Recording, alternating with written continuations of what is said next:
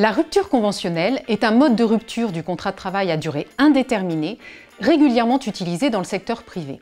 Elle se distingue de la rupture conventionnelle collective et des autres modes de rupture que sont le licenciement et la démission.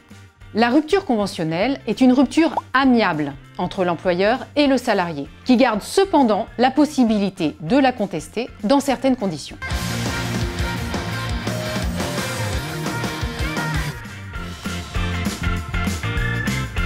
Rappelons déjà que pour être valable, la rupture conventionnelle doit satisfaire à des conditions très strictes. Tout d'abord, un entretien entre l'employeur et le salarié doit avoir lieu.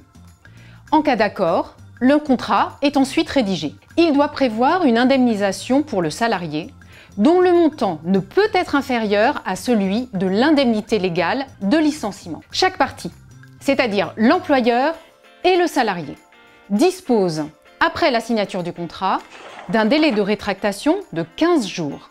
À l'issue de ce délai, l'employeur ou le salarié adresse le contrat à la directe compétente, qui dispose alors d'un délai de 15 jours ouvrables pour procéder à l'homologation de l'acte, c'est-à-dire pour s'assurer du respect des conditions légales, mais aussi de la liberté de consentement des parties. Après l'homologation du contrat, chacune des parties, salarié ou employeur, peut toutefois en contester la validité pendant un délai de 12 mois, suivant la date de cette homologation. Le salarié peut notamment saisir le Conseil des prud'hommes concernant des demandes relatives au contrat de travail, par exemple en cas de non-paiement de primes ou d'heures supplémentaires. Le salarié peut aussi demander l'annulation de la rupture conventionnelle s'il estime qu'il n'y a pas consenti de manière libre et éclairée, c'est-à-dire que son consentement a été vicié. Il peut par exemple considérer avoir subi des pressions de la part de son employeur si celui-ci l'a menacé d'un licenciement pour faute grave ou lourde en cas de non-signature de la rupture conventionnelle.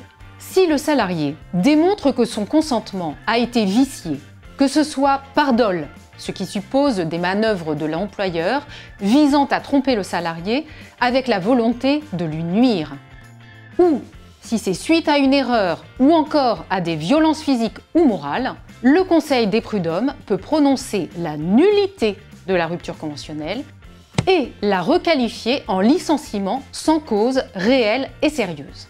Dans ce cas, le salarié peut également obtenir des dommages et intérêts. Dans tous les cas, veillez à conserver tous les écrits, tels que des emails, permettant d'établir la réalité d'un tel vice du consentement.